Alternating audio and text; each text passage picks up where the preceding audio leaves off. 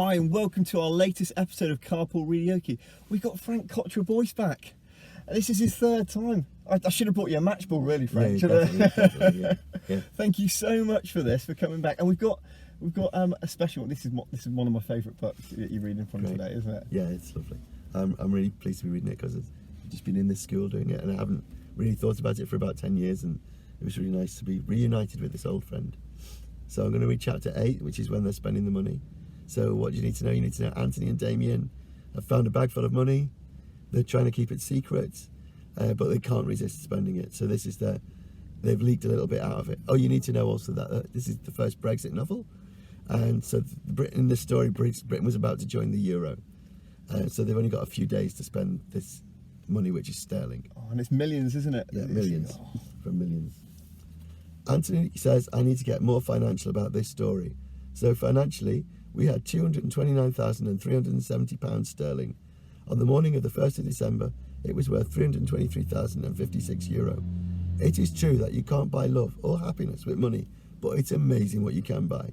For instance, you could buy 15,390 pairs of micro turbo racers at €20.99 a pair, or 3,766 Sky Patrol quick charge easy to fly remote control helicopters, or 22,937 Urzukas, or 40,000 kite and a keyring sets, or in John Vianney's school here today, they wanted to spend half of it on Uber Eats.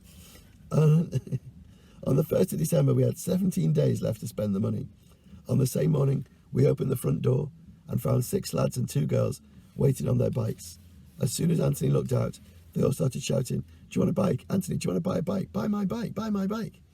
Anthony took a good look at each bike, and then he said, I think what we'd really like is a lift to school. Kalou McLaughlin and Tricia Springer had BMXs, the kind with the little pommels that stick out of the back axle and you can stand on them. Anthony stood on the back of Kalou's bike, I stood on the back of Tricia's, and we cruised to school with all the other bikes trailing after us like a motorcade. Everyone was looking at us. It was the best thing. At the gates, Anthony gave Kalou and Tricia a tenner each. Tricia was not that happy about this. She said, it's only a mile.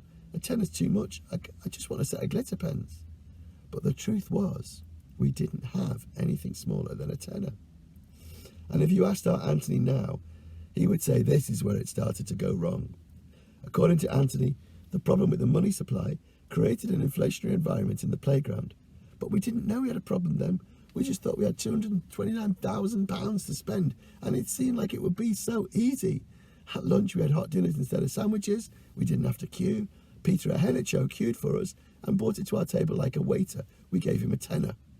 Tracy Edwards went and got our cutlery and drinks and cleared up after us. We gave her a tenner. After that, we had extra helpings of chocolate pudding, a tenner. We were just finishing when Barry came over and sat at our table. He had a set of walkie-talkie watches.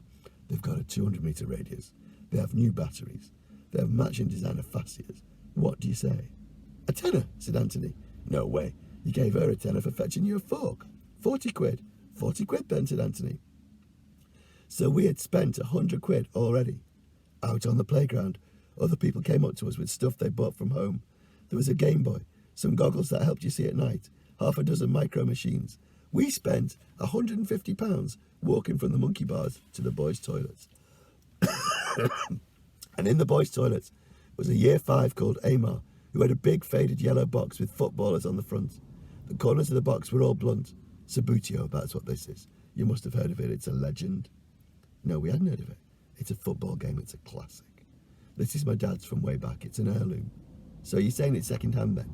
Not second hand. Antique. Legendary. Timeless. Look, these are the teams. Arsenal and Manchester City. He opened the lid. There were dozens of tiny players lying in rows like they were asleep. It had miniature floodlights, ambulances, referees, linesmen, managers' dugouts, a TV van, advertising hoardings, everything. It was a world where we could be in charge. We had to have it. 40 quid, said Anthony. 40 quid? You're jesting. You give me a tenner if I sharpened your pencil. I'm looking for a ton for this. 100 quid? Now who's jesting? I could buy a real football team for 100 quid. I could buy Crew Alexander for 100 quid. Do it then. It won't have managers. And he pulled a freezer bag out of his pocket, and inside were 2 tiny plastic men in sheepskin coats.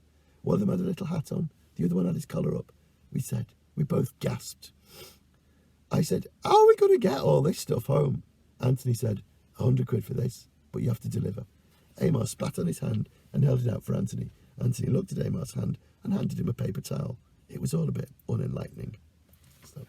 That's fantastic. Thank you. Thank you so much for that.